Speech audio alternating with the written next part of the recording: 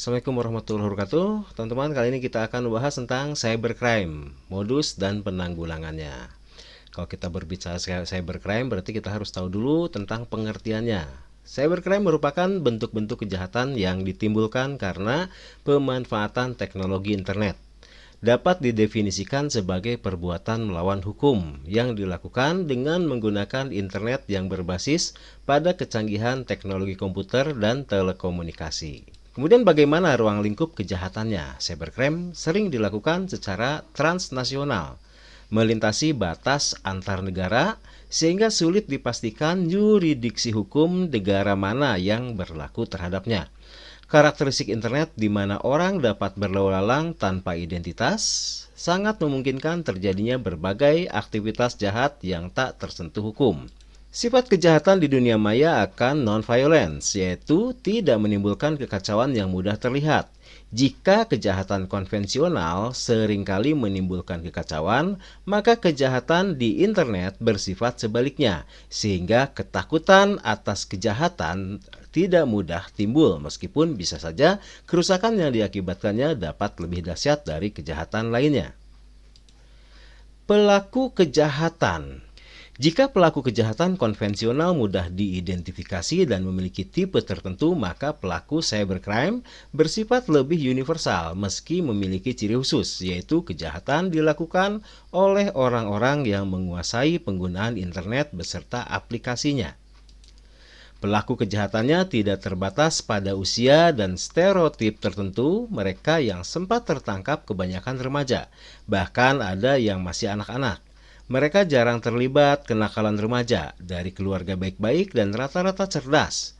Namun juga jauh dari profil anak jalanan. Untuk menangani anak-anak semacam ini memerlukan pendekatan tersendiri. Keunikan dari kejahatan ini adalah penggunaan teknologi informasi dalam modus operandi. Itulah sebabnya mengapa modus operandi dalam dunia maya sulit dimengerti oleh orang-orang yang tidak menguasai pengetahuan tentang komputer, teknik pemrograman, dan sebagainya. Sifat inilah yang membuat cybercrime berbeda dengan tindak pidana lainnya. Kerugian yang ditimbulkan dari kejahatan ini dapat bersifat material maupun non-material, seperti waktu, nilai, jasa, uang, barang, harga diri, martabat, dan bahkan sampai pada kerahasiaan informasi. Cybercrime berpotensi menimbulkan kerugian pada banyak bidang seperti politik, ekonomi, sosial, budaya.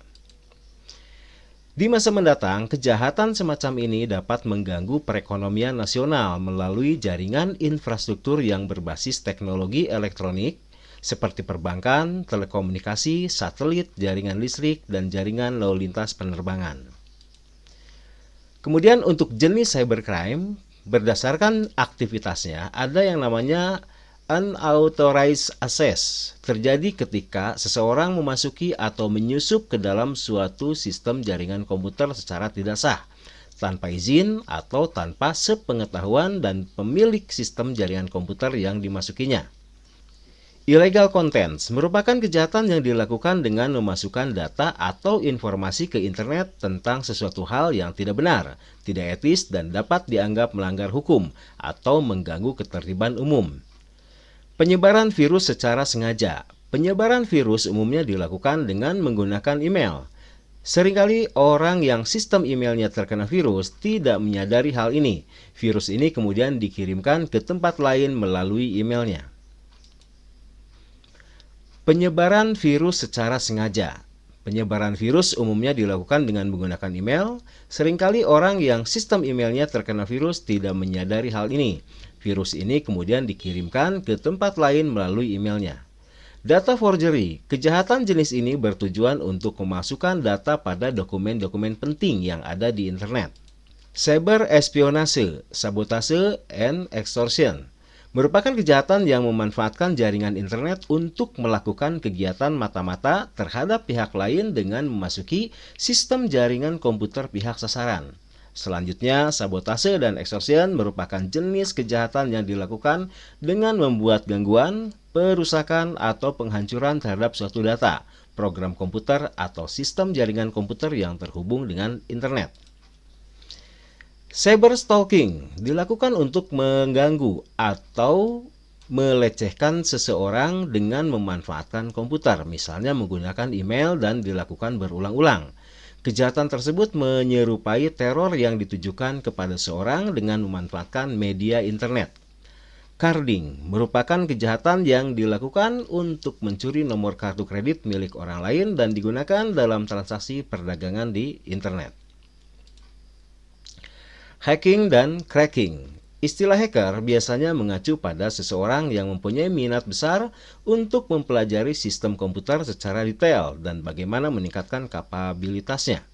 Besarnya minat yang dimiliki seorang hacker dapat mendorongnya untuk memiliki kemampuan penguasaan sistem di atas rata-rata pengguna.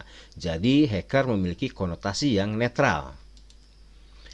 Mereka yang sering melakukan aksi-aksi perusakan di internet lazimnya disebut cracker. Boleh dibilang para cracker ini sebenarnya adalah hacker yang memanfaatkan kemampuannya untuk hal yang negatif.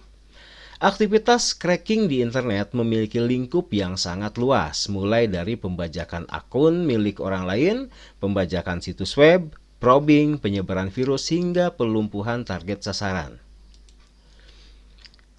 Cyber squatting dan typo squatting merupakan kejahatan yang dilakukan dengan mendaftarkan domain nama perusahaan orang lain dan kemudian berusaha menjualnya kepada perusahaan tersebut dengan harga yang lebih mahal.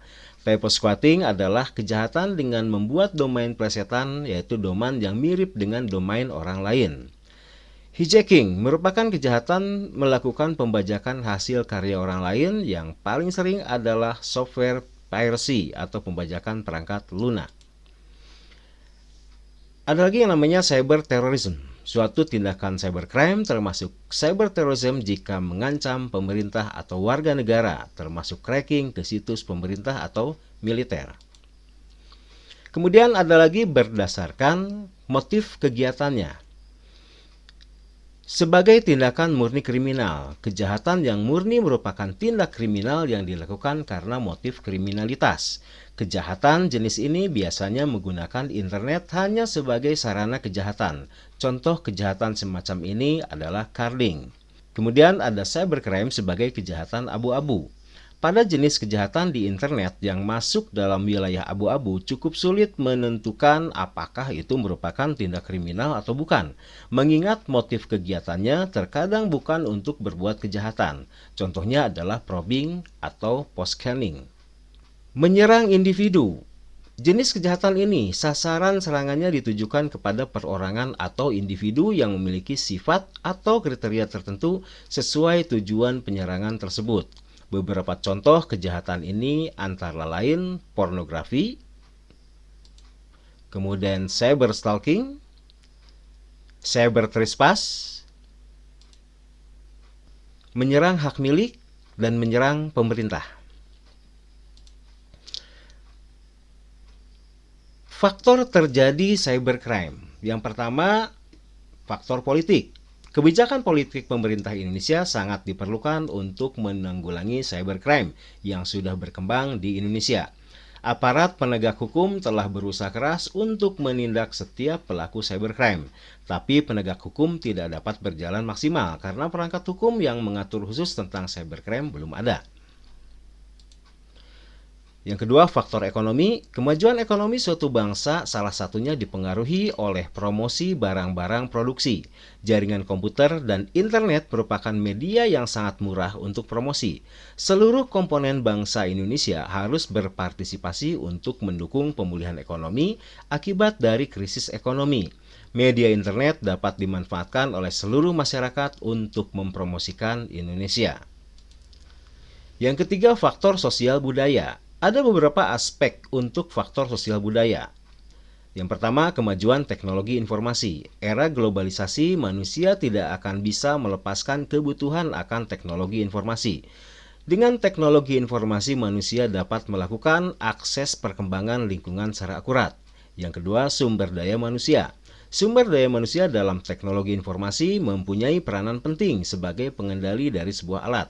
Apakah alat itu digunakan sebagai sarana kebajikan atau alat itu akan dikriminalisasikan sehingga dapat merusak kepentingan orang lain atau bahkan negara.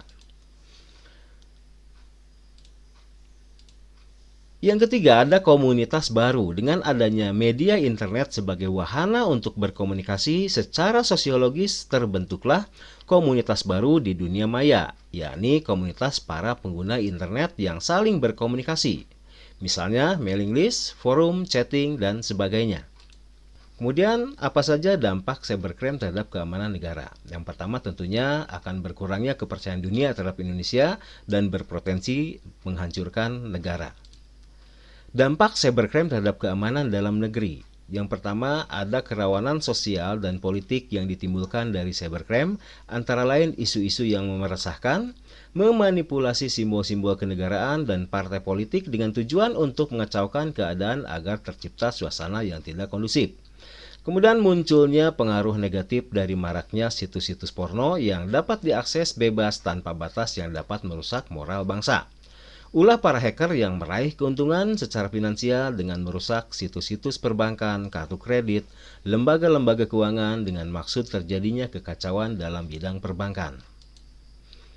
Oke teman-teman, itulah pembahasan tentang cybercrime. Mudah-mudahan bermanfaat dan kita akan ketemu lagi di materi-materi selanjutnya. Wassalamualaikum warahmatullahi wabarakatuh.